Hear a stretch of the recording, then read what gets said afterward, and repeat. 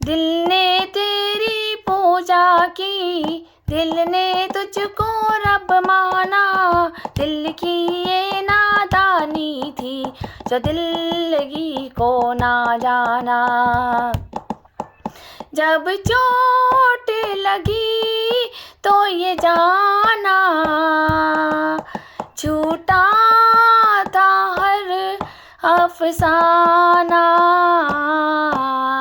जा बेवफा जा, हमें सम्मान नहीं करना। मेरा दिल तो पागल था, मेरा दिल था दीवाना, दिल की किस्मत फूटी थी जो दिल को तुझ पे था आना। मेरा दिल तो पागल था, मेरा दिल था दीवाना, दिल की किस्मत फूटी थी जो दिल को तुझ पे था आना। ना किसी का अब आंखें देखेगी कोई सपना, ना किसी हर जाई को हम कहेंगे अब अपना। क्या अपना क्या बेगाना, सबको हमने पहचाना। जा बेवफा जा, हमें प्यार नहीं करना। जा बेवफा जा, हमें मान नहीं करना। जा बेवफा जा, हमें सम्मान नहीं करना। जा बेवफा जा, हमें अपमान नहीं करना। सभी को जय श्री राम, राधे राधे। कैसे आप लोग? आई होप आप अच्छे होंगे, स्वस्थ होंगे, मज़े में होंगे और ज़िंदगी का आनंद उठा रहे होंगे। आप लोग अपना कीमती समय मुझे दे रहे हैं, मेरी ज़िंदगी का सच सुन रहे हैं। आई होप कि आपको मेरी ज़िंदगी के सच से कुछ ना कुछ आपके लिए ज़रूरी बातें समझ आ रही होगी। इसके लिए आपका धन्यवाद।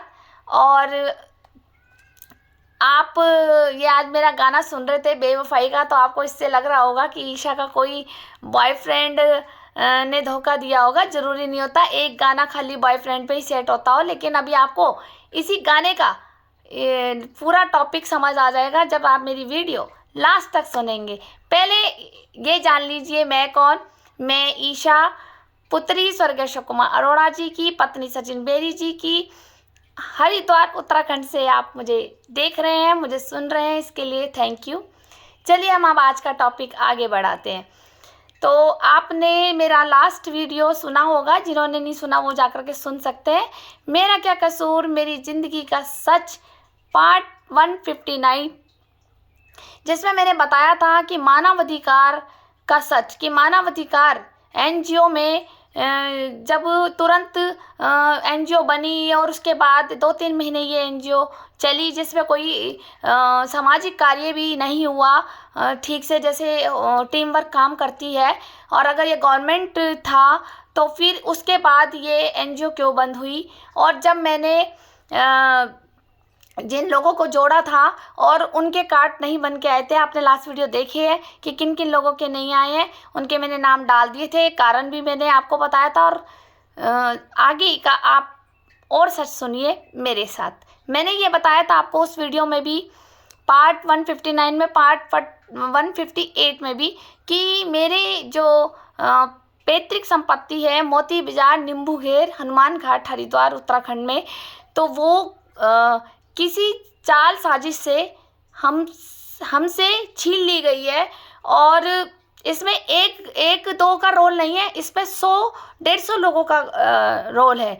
लेकिन ये चाल हमें बाद में समझ आई है, लेकिन इसकी चाल बहुत पहले खेल चुके थे। और उसके आगे का मैं आपको सच बताती हूँ कि क्या चाल खेली गई थी। आज का ये टॉपिक है कि चाल और क्या खेली गई इस मकान को हथियाने के लिए।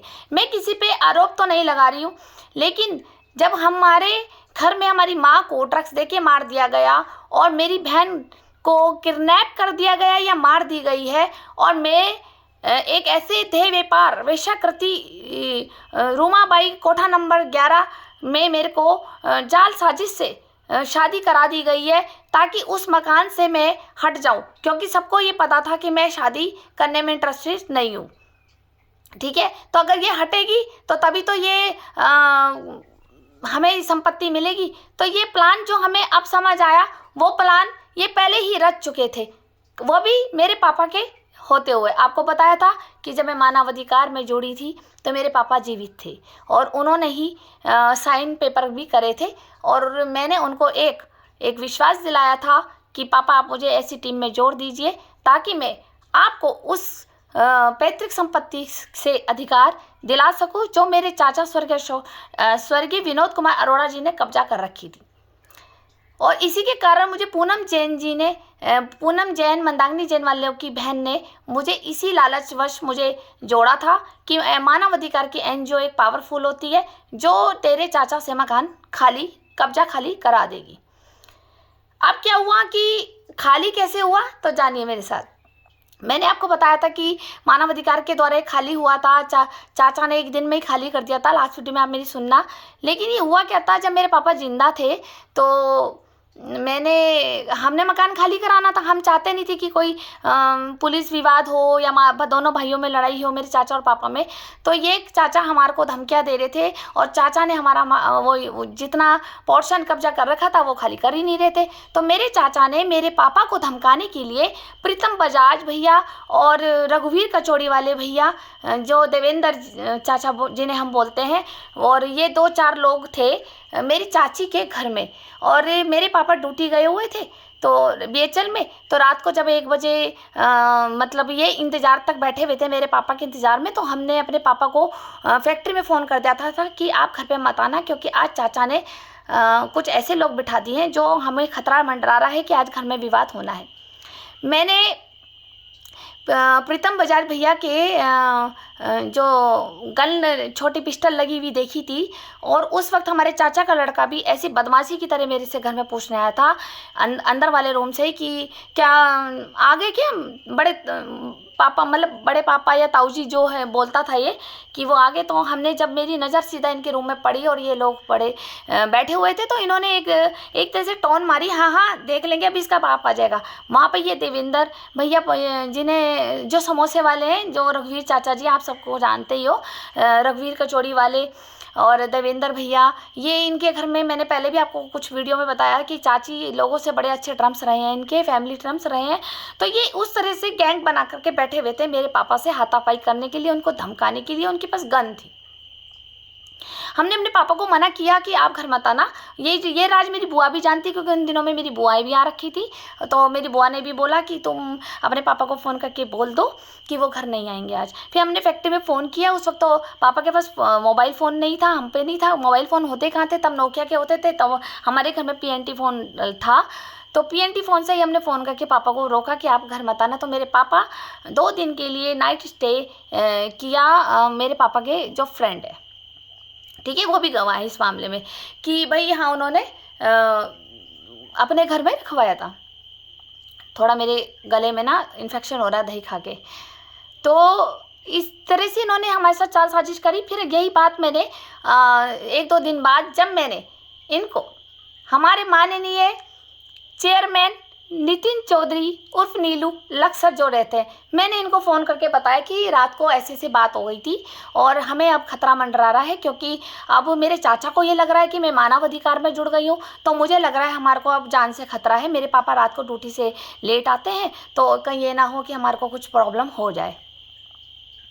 ठीक है, तो इन्होंने कहा ठीक है। मैं अब देखिए, अब ये मानव अधिकार के चेयरमैन थे। अगर मैं किसी पद पे होती या मैं ऐसी एनजीओ में होती तो मैं स्वयं जा कर के लोगों की मदद करती, आधी रात को भी खड़े होकर के। लेकिन इन्होंने मुझे एक सांत्वना दे दी कि ठीक है कल मैं सुबह फ़ोन करूँगा। जब इन्होंने सुबह फ़ोन मैं किया और बातचीत हुई तो इन्होंने कहा कि अब अरे ये तो मामला बड़ा लंबा हो गया, कहीं ऐसा ना हो तुम्हारे पापा के साथ कोई दुर्घटना हो जाए, कोई ऊँच नीच बात हो जाए। तुम एक काम करो, हमारे जिला अध्यक्ष गोविंद अग्रवाल जी से बात करो, मैंने उनको फ़ोन कर लिया, वो आपको फ़ोन करेंगे और आपको वो सलाह बताएंगे। तुम एक काम करो, तुम ना कोर्ट चले जाओ। जब हमें पता ही नहीं था, मेरे पापा और मेरे को ये पता ही नहीं था रोशनाबाद कोर्ट भी है कोई, तो हमने कहा ये कहाँ है, तो उन्होंने कहा गोविंद अग्रवाल जी सब समझा देंगे, हमारा वकील भी है, आप उनके पास जाओ। पहले आप ना इलीगल काम करो, क्योंकि इलीगल करेंगे तो गड़बड़ हो जाएगा, फिर उसके बाद मैं देखूंगा कि तुम्हारा चाचा क्या करता है। तो जैसे गोविंद अग्रवाल जी बोलते हैं वैसे करो, लेकिन तुम एक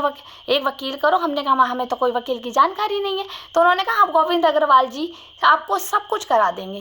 जिला उपाध्यक्ष गोविंद अग्रवाल जी, ब्रजवासी मिठाई वाले, जिनकी दुकान तीर्थ होटल के पीछे बैक साइड में मार्केट में है, और इनकी रानीपुर मोड़ पे भी दुकान थी, जहाँ पर इनकी दुकान इनके मित्र सेमपाल जी संभालते थे। रानीपुर मोड़ जहाँ पे चंद्राचार्य चौक आता है, और जब हम बेचल को निकलते हैं तो एक पुरानी आप लोगों ने मिठाई की दुकान देखी होगी, वो इनकी दुकान थी, अब तो इन्होंने सेल कर दिया। ठीक है, तो ये इन लोगों ने ये प्लान बनाया। फिर मैंने गोविंद अग्रवाल जी से बात करी, तो गोविंद अग्रवाल जी ने, जो आजकल लोग एक गिलास पानी मुफ्त में नहीं देते हैं, ये आज बात समझ आ रही है, तो इन्होंने हमारे को बड़ा मीठा मीठा बोले और चाय में जहर घोले वाली बात कर दी। इन्होंने कहा अरे ये तो मामला बड़ा खतरनाक हो जाएगा, कल तुम्हारे पापा को मार दिया जाए तो कम से कम एक रिपोर्ट तो होनी चाहिए ना।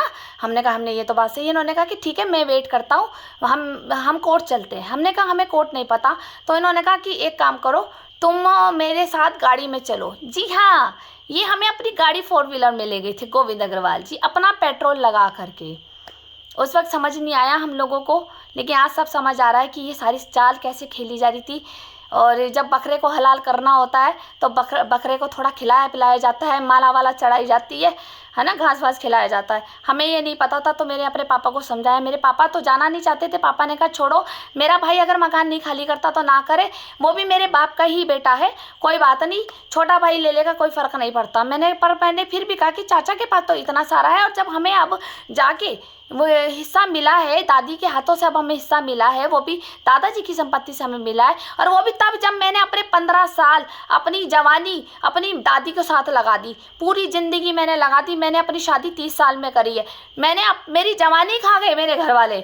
मैं अपनी दादी का झाड़ू पोछा, कभी कुछ कभी कहीं, कभी उनके जो कपड़े सिलती थी उनके साथ बैठना, उनकी दवाइयाँ लाना, भेजल के नंबर लाना, रोज़ हर हफ्ते जाना, कभी उनके घुटने में दर्द, कभी उनके पेट में दर्द, कभी उनका बीपी बढ़ गया, कभी उनकी दवाई लानी, कभी उनकी मेडिकल रिपोर्ट लानी। मैं इसी में ही लगी रह गई, और जिसके कारण दुनिया ने मुझे ये तो कह दिया कि मैं आवारा हूँ, कि जब देखो बेचैनी मंडराती रहती है। ठीक है, लेकिन मैं अपनी दादी की सेवा में इतनी व्यस्त थी कि मैंने अपनी शादी पे ध्यान नहीं दिया, मैंने अपनी जवानी पे ध्यान नहीं दिया, मैंने अपने ऊपर ध्यान नहीं दिया। मैं इन लोगों की सेवा करती चली गई। ये दुनिया नहीं बोलेगी कि मैंने सेवा करी। दुनिया को मैं बुरी लगती हूँ, क्यों लगती हूँ ये भी मैं सच अब खुलासा करूँगी। मोहल्ले वालों ने क्या क्या हमसे लूट लूट के खाया है, इसका भी खुलासा मैं जल्द करूँगी। लेकिन आज मेरा ये टॉपिक था कि कैसे साजिश करी थी, जो आज ये साजिश मुझे पता लग रही है। फिर इन्होंने प्लान बनाया, गोविंद अग्रवाल जी ने हमें रिसीव किया, कहाँ से, जहाँ ललतारा पुल गुरुद्वारे है। मेरे पापा और मैं वहाँ तक गए, और हमने वहाँ तक इनकी गाड़ी में बैठे। ऐसी गाड़ी थी, अच्छी गाड़ी थी। ठीक है, पहली बार पापा को बिठाया, मुझे बड़ा अच्छा भी लगा कि चलो हमारे पापा को बड़ा मान सम्मान मिल रहा है ना। एक बेटी के लिए तो ये होता है कि उसके पापा को कोई अगर इज्जत से राम राम भी कर रहा है, ऐसी गाड़ी में ले जा रहा है, तो हमें तो ऐसा लगा हमारे पापा को तो जन्नत मिल गई। हम रोशनाबाद चले गए, हमें कोई वकील नहीं पता था, पहली बार हमने कोर्ट में पैर रखा, पहली बार हमने रोशनाबाद देखा, और वहाँ पे ये ले गए एडवोकेट राकेश गुप्ता, जो खड़खड़ी के हैं। ध्यान रखिए, अब ये चाल देखिए, ये वहाँ ले गए हमें एडवोकेट राकेश गुप्ता जी के पास, और वहाँ पे उन्होंने काफ़ी सारे फॉर्मेलिटीज़, वही पेपर साइन कराई। जैसे मैंने बताया था कि मुझसे भी 10 ब्लैंक पेपर पे साइन करा लिए थे मुकेश सारस्वत ने, जो हमारे साथ एक एस्ट्रोलॉजर हमारे घर का सदस्य था एक तरह का। तो उसने फ्रॉडगिरी से मेरे से करवाए, लेकिन मेरे पापा से पहले ही साइन ले लिए गए थे। वहाँ पे राकेश गुप्ता जी ने जो भी पेपर साइन कराए, हमें कोर्ट की ए बी सी डी भी नहीं पता था। उसमें जो भी उसमें लिखा हुआ था वो भी साइन हुए, और 2-4 पेपर वहाँ पे भी ब्लैंक पेपर पे साइन हुए। ऐसा नहीं है कि नहीं हुए, मेरे पापा के भी साइन हुए। और शुरू में फर्स्ट फीस इन्होंने 10,000 रुपये लिए थे। मुझे आज तक याद है, वो 10,000 हमें ऐसे लग रहे थे कि हम कुछ गलती तो नहीं कर रहे हैं, कि हम अब एक बार कोर्ट में फंस गए तो बड़ी प्रॉब्लम हो जाएगी। पर नहीं, पर इनको कोई दिक्कत नहीं थी। 10,000 हमारे लगे थे, इनका पेट्रोल का खर्चा कितना लगा होगा आप समझ आ रहे। लेकिन मुद्दा ये था कि प्रॉपर्टी को कैसे चोरी से नाम कराया जाए।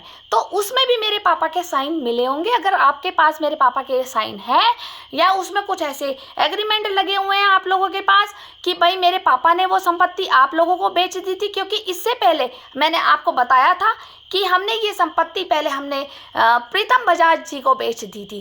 प्रीतम बजाज, जिसमें सत्यम के पापा किशन शर्मा जी और एक संदीप शर्मा जी जो कुशा घाट पे हैं, और जो धमकी भी मिलती थी कि ये माफिया है और गन लेके घूमते थे और हमें डराते थे कि मतलब प्रॉपर्टी अगर नहीं बेची तो हम ख़त्म कर देंगे, खलास कर देंगे। लेकिन इसी चक्कर में 1 लाख रुपए जो मेरे पापा को वो बयाना दे गए थे, आपको मैंने पहली वीडियो में बताई है, वो तीसरे दिन ही है ना, आज साइन हुए 1 लाख रुपए। एक दिन मेरे पापा को बड़ा डिप्रेशन हुआ कि मैं गलती तो नहीं कर रहा हूँ मकान बेच के, बच्चे कहाँ जाएंगे मेरे, वो पूरी रात सोचते रहे। तीसरे दिन इन्होंने ये प्लान बनाया कि मैं ये संपत्ति नहीं बेचूंगा चाहे मेरे को नुकसान खाना पड़े। तो 1 लाख के 2 लाख बनते हैं ना, तो प्रीतम भैया ने हमसे 3 लाख रुपए लिए जोर जबरदस्ती करके। चलो कोई बात नहीं, हजम हो गए होंगे इनको, ये तो अच्छी तरह जानते होंगे वो पैसा कहाँ निकला था इनका पहले, क्योंकि कन्याओं का पैसा कभी किसी को पलता नहीं है। ठीक है, हमसे गलती हो गई, एग्रीमेंट हो गया, पर अगर तीसरे दिन ही कोई ट्रिपल पैसा खा गया। ये अच्छा कानून बना हुआ है कि भैया हमें कोई संपत्ति नहीं बेचनी, जबरदस्ती कोई है कि वहाँ से निकलना है। लेकिन इन लोगों ने गुंडागर्दी कर रखी है कि ऐसे लोगों से हमें डरवा दिया जाता था। तो मेरी बड़ी बुआ भी ने बोला कि अरे ये तो मार डालेंगे भैया को इस तरह से कि तू, मेरे पापा को भी डिप्रेशन हुआ, पैसे वैसे चले गए। कोई बात नहीं, हमने वो मैनेज कर लिया। हमने सोचा कोई बात नहीं, हमें प्रीतम भैया के शायद पिछले कर्म के कोई पैसे देने होंगे, हमने ये सोच करके कर दिया। बल्कि ये पैसे हम मेरी ही शादी के लिए जुड़े हुए थे, जो मेरे पापा ने ये एफडी तोड़कर आप लोगों को दी थी। ठीक है, जबकि हमारा कन्यादान करना चाहिए था आप लोगों को, और आप हमारा ही हक खा गए। बड़ी भूख है यार तुम लोगों को। ठीक है, अब उसके बाद क्या हुआ, जब राकेश गुप्ता जी ने भी कुछ पेपर साइन करा लिए, तो हम फिर जब घर आ गए तो ये 2-3 स्टेप में ये डेट चली। तो जो 10-10 दिन की डेट लगा रहे थे, उसमें 1-2 डेट जो मेरे पापा को इन्होंने बोला कि अभी हम स्टार्टिंग कर रहे हैं, आपके घर का क्या बोलते हैं, निरीक्षण करना है। तो हम फिर इन्होंने राकेश गुप्ता जी ने किसको भेजा, गुरु प्रसाद एडवोकेट गुरु प्रसाद गिरी जी।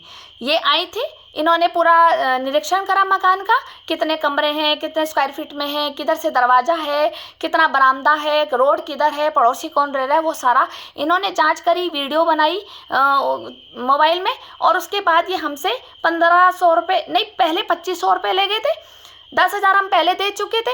उसके बाद ये हर 10 दिन बाद इन्होंने कहा अभी तो कोर्ट के अंदर फॉर्मेलिटीज अंदर नहीं है, जज के पास, मेरे पापा ने जज नहीं देखे थे, जज के पास कोई फॉर्मेलिटीज अभी नहीं है। अभी जब आपकी ज़रूरत पड़ेगी, जब तारीख लगेगी, हम आपको बुला लेंगे, फिलहाल के लिए फीस चाहिए। ये फिर आगे 10 दिन बाद फिर मेरे पापा से 1500 रुपये ले गए, फिर आगे 10 दिन बाद फिर 1500 रुपये ले गए। ऐसे करते करते इन्होंने 5-6 डेट निकाल ली थी। तो फिर उसके वो पेपर मेरे पास पड़े, वो पेपर भी मैं आपको फेसबुक पे डाल दूंगी। मेरी अलमारी बैंक के लॉकर में पड़े हैं मेरे वो पेपर, पापा के कीमती चीज़ें तो मैं संभाल के रखूंगी ना। तो इन लोगों ने मेरे पापा से साइन लिए हैं। तो मेरे को ये आपको सच बताना था कि अगर मेरे पापा के भी आपको कोई एफिडेविट पे या कोई ऐसे पेपर पे या कोई ऐसी चीज़ पे साइन मिलते हैं कि जिन्होंने इन्होंने अपनी मर्जी से ये लिखा होगा कि मेरे पापा ने मकान बेच दिया था या इन लोगों को बेच दिया था या मेरे पापा ने कोई पेमेंट प्राप्त कर ली थी, वो सब झूठ है। क्योंकि ये साइन एडवोकेट राकेश गुप्ता जी और गुरु प्रसाद गिरी जी ने लिया, और ये खड़खड़ी के हैं। और खड़खड़ी में आप जानते हैं अरविंद बेरी जी, फिर वही कहानी आ गई बेरियों की। अरविंद बेरी जी हो गए, हमारी सास रुमा बेरी जी हो गई, है ना। और काला सरदार जो वहीं पर खड़खड़ी में रहते हैं, काला सरदार हरप्रीत करके कुछ है, वो भी ज़रा एक तरह के पंगेबाज आदमी है। पैतृक संपत्तियों पे, पुरानी संपत्तियों पे मतलब नज़र गड़ा के रखना, लोगों के घर में पंगे डालना, नोटिस डालना, ब्लैकमेलिंग करना, धमकी देना। और इस हरप्रीत काला, जिसे बोलते हैं हरप्रीत काला सरदार, इसने भी मुझे एक धमकी दी थी। और इसने ये तक मुझे कहा था, ये मेरी शादी के बाद, जब मैं काके के साथ शादी, अपने हस्बैंड के साथ शादी करके जब मैं नई शादी हो रखी थी तो मार्केट जा रहे थे, तब इसने हमारी छानबीन करी। वो तो संपत्ति तुम्हें मिलने की नहीं, वो तभी उसने मुझे बात बोलती थी। मैंने कहा ये तो पागल आदमी कौन है, मैंने अपने पति से भी पूछा, मैं कहा कौन है, कह रहे अरे ये है ही हमारे को, हम बचपन से यहीं आते जाते रहते हैं, मतलब जान पहचान है जैसे मोहल्ले में होते। लेकिन उस वक्त मुझे बिल्कुल समझ नहीं आ रही थी कि हरप्रीत काला का भी रोल है। और यहाँ पे ये साइन भी हो गए, गोविंद अग्रवाल जी बड़े ऐसी गाड़ी में हमें साइन कराने ले गए। और किसने ये ऑर्डर दिए थे, हमारे माननीय नितिन चौधरी उर्फ नीलू लक्सर से। जबकि ये मानव अधिकार के थे तो हमारी मदद करनी चाहिए थी, ना कि हमें कोर्ट में फंसाना था। कोर्ट में फंसाना नहीं था, क्योंकि मेरे पापा जज तक तो गए ही नहीं, सिर्फ पैसा ठगना था। फॉर्मेलिटीज नीचे नीचे चल रही थी और मेरे पापा से भी कुछ ना कुछ ब्लैंक पेपर पे मेरे साइन लिए। और मैंने सोचा, हमें जब नॉलेज ही नहीं थी, उन्होंने पेपर इतने सारे बना रखे थे कि इस पे साइन कर दो, इस पे साइन कर दो, इस पे साइन कर दो। मेरे पापा भी घबरा रहे थे, पर मैंने अपने पापा के कंधे पे हाथ रखा। मैंने कहा कोई बात नहीं पापा, ये आपको हक में दिलाऊंगी, आप अभी साइन कर लो। फिर उस पर साइन कर रहे थे, मेरे पापा ने भी कुछ पेपर पढ़े तो उन्होंने कहा अरे अरोड़ा जी घबराओ नहीं, आपको ये हक मिलेगा, आप इसमें कोई हम गलत नहीं लिखते। कुछ तो उन्होंने प्रॉपर्टी से लेन देन का लिख रखा था, स्क्वायर फीट वगैरह का लिखा हुआ था, लेकिन कुछ पेपर भी इन्होंने भी ब्लैंक पेपर पर साइन कराया। इन्होंने कहा ये पेपर हमारे ऊपर लगते हैं, उस पर रसीदी टिकट इन्होंने लगा दी थी। मेरे रसीदी टिकट पर ब्लैंक पेपर पे मेरे पापा से साइन ले लिए थे। अब वो मुझे याद आ रहा है कि वो पेपर भी इन लोगों के पास है जो मेरे पापा के साइन किए हुए हैं। और कृपया आप, अगर आपके पास ये आते हैं या जिस व्यक्ति के पास वो पेपर आए, मुझे ज़रूर बताएं, क्योंकि ये जाल साजिश पहले ही मेरे पापा के साथ खेली गई थी। अब ये देखो ग्रुप कितना सारा हो गया। राकेश गुप्ता एडवोकेट, ठीक है, मैं एडवोकेट पे आरोप नहीं लगा रही हूँ, लेकिन मैं ये कह रही हूँ कि ये हुआ है हमारे साथ। और गुरु प्रसाद गिरी जी, खड़खड़ी, रूमा बेरी, अरविंद बेरी वहीं, तरुण बेरी जी वहीं, सारे बेरी वहीं, ठीक है। और हिमांशु बेरी जी का भी घर वहीं है, शांता बेरी जी का भी घर वहीं है, ये सब वहीं खड़खड़ी के रहते थे। काला सरदार आपको मैंने बता ही दिया। और ये बीच में प्रीतम बजाज भैया, देवेंद्र भैया, ठीक है, जिन्हें हम देवेंद्र चाचा कहते हैं, और हमारे वेद जी खन्ना जो है, जगदीश चाचा जिन्हें हम बोलते थे, और मानसरोवर होटल के साथ में जो रहते थे वो राकेश शर्मा चाचा जी। और ये भी भीमगोड़े के रहे हैं। राकेश चाचा जब भीमगोड़े में रहते थे, इनके पड़ोसी दीप तिवारी थे। चाल देखो, और इसी में ही दीप तिवारी प्रॉपर्टी डीलर भी शामिल।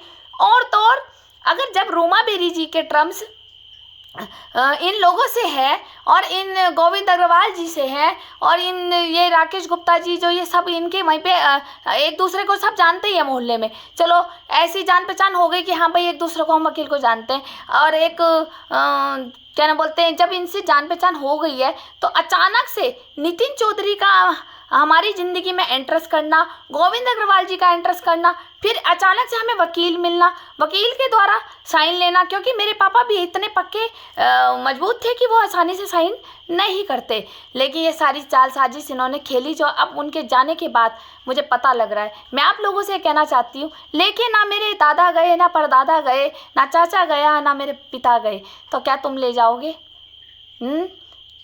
तुमसे मैं तुम लोगों से ऐसे तो मिल नहीं पा रही हूँ, लेकिन जब तुम मरोगे तो तुम्हारे मरने पे ज़रूर आऊँगी, क्योंकि मुझे कफन में भी तो जेब देखनी है कि जो तुमने मेरे चाल साजिश से प्लान बना करके साइन लिए हैं प्रॉपर्टी को हथियाने के लिए, जिसके कारण मेरे घर की बच्ची गायब हो गई, मेरी माँ को ड्रग्स दे के मार दिया, और सारे एलिगेशन हमारे पति और मेरे ऊपर लगा दिया पुलिस ने कि हमने अपनी माँ को ड्रग्स दे के मारा है। ठीक है, तो ये साजिश तो आप लोगों ने पहले ही खेल ली थी 15 साल पहले। क्या ईश्वर का डर नहीं लगता? क्या लेके आए थे, क्या लेके जाओगे? फ्रॉडगिरी से जो तुम काम कर रहे हो तो कहीं ना कहीं तो पछताओगे। तुम नहीं भुगतोगे तो तुम्हारी पीढ़ियां भुगतेगी। किसी का हक खाना अगर कोई पचा ले तो मुझे बता देना आकर के। ये मुझे बहुत लेट पता लगा। शुगर बनाओ कि मेरे पापा जिंदा नहीं है। सोचो उनको कितना टीस पहुँचता कि जिस व्यक्ति को मैंने बहुत मान सम्मान इज्जत, मतलब एक तरह से मैंने चौधरी साहब को और गोविंद अग्रवाल जी को एक खुदा की तरह माना था, एक भगवान की तरह माना था। मैं आपको ये इसका भी सच डालूंगी, इनकी बीवी अगर मुझे सुन रही है तो वो भी सुन रही होंगी। जब हमारे चौधरी साहब बहुत बीमार हो गए थे, जॉली ग्राउंड में एडमिट थे, तब इनकी बीबी का मेरे पास भी फ़ोन आया था रोते हुए कि तुम्हारे सर की बहुत ज़्यादा सीरियस हालत है। तो इनके लिए मैंने इतनी दुआएं करी थी कि मैं गुरुद्वारे में जा कर के 1 घंटा मैंने 1.25 महीने का चलिया बांधा था कि इनकी ज़िंदगी बन जाए, ये जिंदा हो जाए, ये सही सलामत घर पर आ जाए।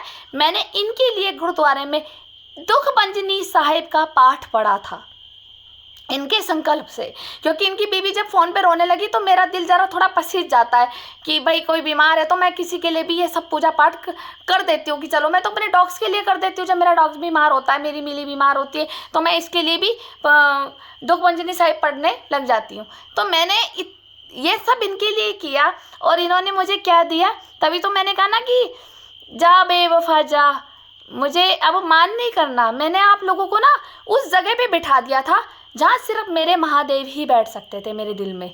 मैंने इतना इनका मान सम्मान करा, कोई रिस्पेक्ट में अगर मेरी कमी रह गई हो, मैंने भगवान के बराबर बिठा दिया था। अचानक से जब ये लोग हम लोगों से मिले, मुझे लगा कि मुझे क्या नाम जन्नत ने एक खुदा दे दिया, जन्नत ने एक खुदा दे दिया जो फरिश्ता बन करके आया हमारी ज़िंदगी में, हमारे को हक तो दिलाएगा हमारे चाचा से, हमारी दादी से। लेकिन नहीं, सबको हमारी ही मेहनत का फल खाना है।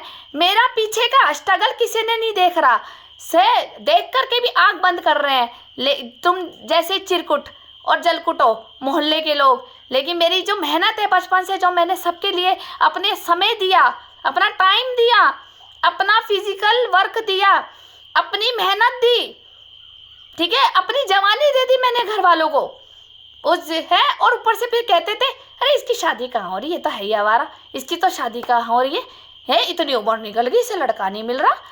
अभी इसके लिए भी एक टॉपिक बनाया जाएगा, जो हमारी एक मासी बोलती थी कि इतनी उम्र निकल गई, अब क्या बुढ़ापे में जाके शादी करेगी। अरे भैया, मैंने अपनी जवानी अपने घर वालों को दे दी, माँ बीमार, दादी बीमार, पूरी ज़िंदगी में हॉस्पिटल बेचल में लगी रही। ऐसा लगता था जैसे कि मैं बेचल हॉस्पिटल में कोई मैं पियोन की नौकरी कर लूँ, सारा दिन वहाँ बैठने की। आए दिन मेरा वहीं रहता था, महीने के 20-25 दिन मेरे वहीं रहते थे दादी के ट्रीटमेंट के लिए, और कभी मम्मी के लिए, कभी बहन छोटी थी कभी बहन के लिए, कभी पापा का बीपी बढ़ गया तो पापा की दवाइयाँ लेके आना। मैं तो एक तरह की इनकी नौकरानी ही थी है। और जब मैं अपनी बेटी अपना बेटा बन करके ये सोचा कि मैं एक NGO के द्वारा पापा को हक दिलाऊं, तो यहाँ तो अब ये दिख रहा है कि ये तो हक ही खाने बैठे हुए थे। तभी तो चोरी से इस पूरी प्लानिंग शुरू से थी इन सब की ग्रुप की, मैंने जो बताई। अभी तो कुछ नाम मैंने आपके आगे खोले, अभी और भी नाम खोलूँगी वो अलग टॉपिक के साथ कि और कौन कौन इन्वॉल्वमेंट थे इनके साथ, जो इन्होंने इस मकान को हथियाने के लिए हमारे पूरे घर को बर्बाद कर दिया इन लोगों ने। और तो और तीर्थ होटल के जो आदेश मारवाड़ी थे वो भी शामिल हैं इनके साथ। और वहाँ पे एक क्या नाम बोलते हैं, जो बई वाले मैंने आपको नाम बताया, आज नाम ध्यान से उतर रहा है, जिन्होंने हमें धमकी भी दी थी, जो पुष्पी के साथ ही लास्ट वीडियो में मैंने डाला है, आज दिमाग से उतर रहा है। तो अनमोल पंडित जी, हाँ अनमोल पंडित जी जो ज्वालापुर के हैं, इन्होंने भी हमें धमकी दी थी कि मेरी बहुत पुलिस में है और गुंडों और बदमाशों में भी है, बोलो कौन सा काम कराना है। ठीक है, हर तरह का हम काम करते हैं, हमारी तो हर जगह सेटिंग है, हमारी तो एम्स हॉस्पिटल में भी सेटिंग है। चलो जिस दिन एम्स हॉस्पिटल की मुझे ज़रूरत पड़ेगी, जब बिल्कुल ही कंडीशन ख़राब लगेगी, उस दिन हमारे अनमोल पंडित जी को ज़रूर याद करेंगे, क्योंकि एम्स हॉस्पिटल में तो बेड भी नहीं मिलता एडमिट होने के लिए। तो उस दिन मैं ज़रूर आपको याद करूँगी, क्योंकि आपने मुझे बड़े धमकी से कहा था कि हमारी सब जगह सेटिंग है, जहाँ आपको हॉस्पिटल चाहिए, पुलिस चाहिए, नेता चाहिए, मंत्री चाहिए, पत्रकार चाहिए, हम सब अवेलेबल कराते हैं। कहा था ना आपने, ये सब इनकी गैंग थी। और इन्होंने हमें ऐसी फ़ोटो भेजी थी, जो फ़ोटो मेरे पास पड़ी है वो मैं आपको वक्त आने पे डाल दूँगी, जिसमें उन्होंने रिवॉल्वर ले रखी थी। 4-5 मित्र थे अनमोल पंडित जी के, इन्होंने कहा कि मेरे पास ये मित्र है, हर तरह के हथियार रखते हैं, आप बोलो कौन सी सेवा चाहिए आपको। याद आया होगा। वो फ़ोटो मेरे पास है, मैंने डाली नहीं अभी, क्योंकि उसमें 5-6 लोग पिस्टल लेके बैठे हुए हैं। तुमने कहा था हर तरह का हम सम्मान देते हैं। चलो फिर मिलते हैं नए सच के साथ। ये सच आपके बीच में डालना ज़रूरी था कि मेरे पापा से किस तरह से साइन लिए गए। धन्यवाद।